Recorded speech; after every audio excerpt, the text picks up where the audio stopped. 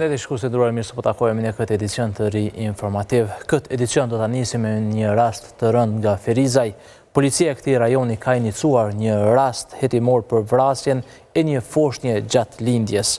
Sipas policisë, mbrëm rreth orës 20, një nën e dyshuar raportohet se në tualetin e emergjencës kishte lindur foshnjën e saj. Foshnja ndodhej në gjendje të rëndë shëndetësore edhe pas tentimit të mjekëve për ta mbajtur në jetë, e njëjta ka ndërruar jetë pas pak kohe nga lindja. Me vendim të prokurorit, foshnja është dërguar për obduksion për procedura të mëtejshme hetimore, derisa e dyshuara ndodhet ende në Spitalin e Ginekologjisë në Ferizaj për shkak të gjendjes së saj shëndetësore. E 5 fëmijë të tjerë u prekën nga fruthje po mjekohen në klinikën infektive, me që gjendja e tyre ishte kogja e rëndë, prindrit u penduan që nuk i vaksinuan, ndaj po bëhet apel edhe për institucionet për ta ndaluar shpërthimin e sëmundjes. Vaksinën nuk e marrën, por sëmundjen po. Si shkak i kësaj, 5 fëmijë të prekur me fruth po trajtohen aktualisht në klinikën infektive. Shumica kanë pohuar se kanë pas frikë nga vaksinimi. Asnjë nuk ka qenë i vaksinuar. Në mesin e tyre është edhe rasti që mori trajtim në intenziven pediatrike për 5 ditë, nga se ishte në gjendje të rëndë, por të rikthyer këtë mërkure në infektiv për rikuperim. Për më tej për gjithë ta pacientë të lindur me 2025 kanë pasur gjendje klinike të rëndë. Situata atyre i bëri prindrit të pendohen që nuk i imunizuan fëmijët me kohë. Janë disa që thonë se fëmijët e tjerë do t'i vaksinojnë. E fruthi si sëmundje ngjitse mund të sjellë edhe komplikime të rënda, duke mos e përjashtuar as vdekjen. Në sistemin respirator, në sistemin nervor qendror, në sistemin kardiovaskular, sëmundja e morbillit në raste me komplikime shumë të rënda mund të shkojë dhe me fatalitet. E për Institutin e Evropës Juglindore për politika shëndetësore dhe sociale, mos mobilizimi i institucioneve mund ta përmbys Kosovën si rrëfim suksesi për imunizim.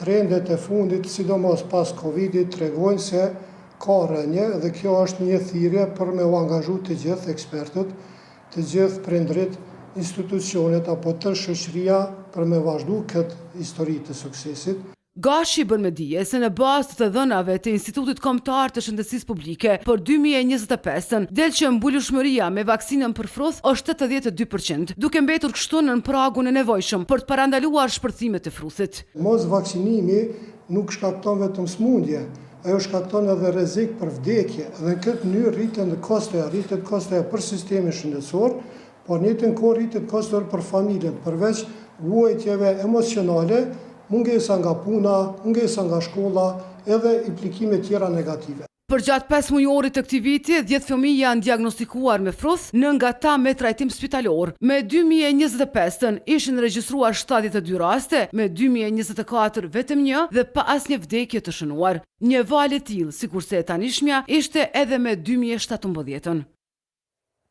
E shumë bebe e fëmijë kanë jetik e konsumimin e qumshtit. Për cilësinë e këtij produkti dje janë kryer gjithsej 7 kontrolle në 4 qytete të ndryshme të Kosovës. Inspektimet janë bërë nga Ministria e Industrisë në bashkëpunim me Agjencinë e Ushqimit. Sipas njoftimit, inspektimet janë bërë për produktet e qumshtit me përmbajtje bimore dhe shtazore.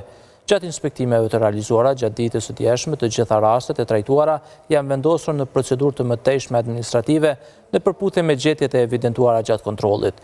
Ky inspektim sipas autoriteteve po bëhet për garantimin e transparencës në treg dhe sigurimin që konsumatorët të kenë informacion të saktë lidhur me produktet që vendosen në treg.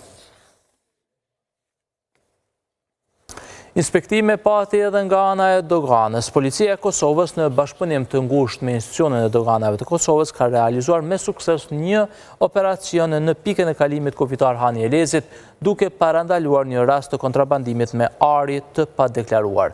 Rreth orës 16:10 të ditës së djeshme, policia ndaloi një autobus të linjës së rregullt Serbi-Maqedonia e Veriut, i drejtuar nga një shtetas i Serbisë me inicialet ML. Gjatë kontrollit të detajuar, në çantën e një pasagjereje IJH janë zbuluar stoli ari të ndryshme, varse dhe unaza të fshehura në një qese të mbyllur. Po ashtu tek drejtuesi i autobusit janë gjetur të fshehura në gjaketën e tij edhe disa radhë dorë dhe një medaljon ari. Pesha totale e arit të sekuestruar është rreth 129 gram, i njëjti nuk ishte deklaruar dhe është konfiskuar nga autoritetet doganore.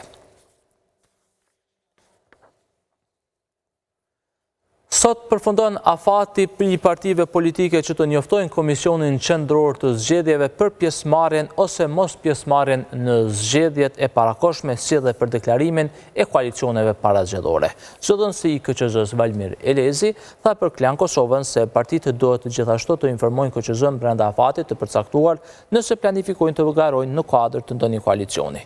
Elezi ka bërë të ditër se ky obligim vlen përgjithsej 53 parti politike që aktualisht janë të regjistruara dhe funksionale në vend.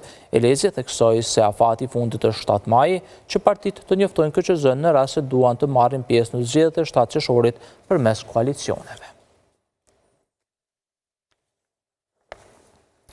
Ndërkohë liderët politik kanë filluar të diskutojnë nga distanca me diasporën kosovare. Tani që është hapur periudha e regjistrimit të votuesve jashtë vendit, përmes rrjeteve sociale ata po përpiqen të joshin sa më shumë votues për zgjedhjet e 7 qershorit.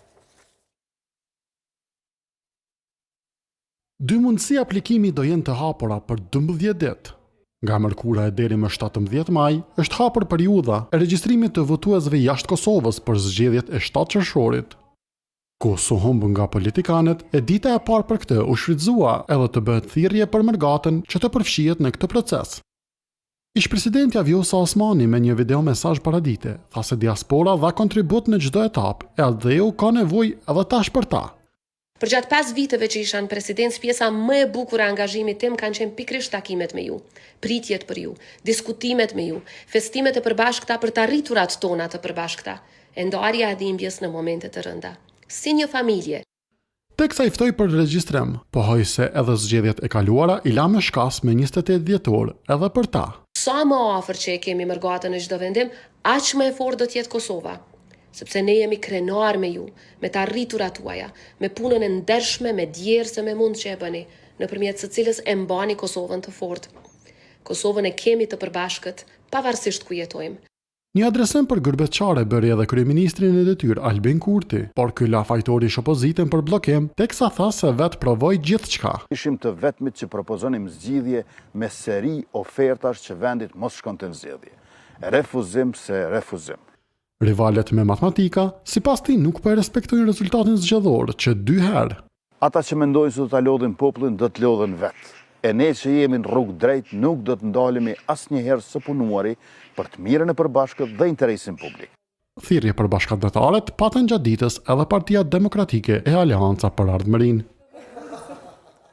Shqiptari Rustem Hysenaj u bë hero në Zvicër, pasi arriti ta shpëtojë një të moshuar më pas 38 vjeçarit teksa ishte duke shkuar në punë mëngjesin e së hënës. U ndal pa pritur nga një burr rreth të 30-tave pranë parkut në Bern të Zvicrës.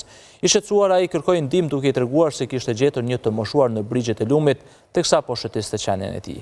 Sipas Hysenajt, burri kishte arritur ta tërhiqte viktimën deri në breg, por nuk mund ta zhvendoste më tej vetëm. Hysenaj theksoi se disa shoferë të tjerë të cilëve ju kërkuan ndihmë kishin vazhduar rrugën pa u ndaluar. Megjithatë, ai vendosi të ndërhyjë menjëherë duke shpëtuar të moshuarin. Pas këtij veprimi ai tha se në punë po e quajnë Superman. Por një 60 vjeçar nga fshati Kurilli Devollit në Shqipëri është gjetur i pajet mëngjesin e sotëm në një lum. Sipas informacioneve paraprake, viktima i kishte shkuar për vizitë tek disa të afërm, ku kishte qëndruar deri vonë në një lokal të zonës. Burime nga grupi hetimor bëjnë me dije se në momentin kur po kthehej 60 vjeçari dyshohet se ka kaluar mbi një urë dhe është rrëzuar aksidentalisht në lum. Sipas dëshmive të personave që kanë qenë me të në lokal, ai ndodhej në gjendje të dehur. Nga këqyrja paraprake e vendngjarjes, policia dyshon se bëhet fjalë për një ngjarje aksidentale. Për fund shkojmë në lindje të mesme atje ku Izraeli ka sulmuar Bejrutin për herë të parë pasi që ka rënë dakord për një armëpushim në luftën me grupin armatosur libanez Hezbollah, duke ushtruar presion të mëtejshëm mbi një marrëveshje që nuk ka arritur të ndalojë konfliktin. Në një deklarat, kryeministri izraelit Benjamin Netanyahu tha se ai personalisht i kishte miratuar sulmin që synonte një komandant të forcës elitare Raduan të grupit. Raportet e mediave lokale thonë se anëtarët e njësisë takoheshin kur ndodhi sulmi rreth orës 20 sipas orës lokale. deri tani nuk ka pasur asnjë reagim nga Hezbollah. Ky është sulmi i parë që godet Daehan që kur presidenti i SBA-s Donald Trump njoftoi një marrëveshje anëpushimi midis qeverive të Izraelit dhe Libanit me 16 prill. Me kaq e mbyllim këtë edicion informativ, por jo do të vazhdoni me ora 7 me Gonxhen. Faleminderit shumë Enes për gjitha këto informacione që i sollen në kuadër të programit mëngjesit. Sigurisht në ora 12 i pret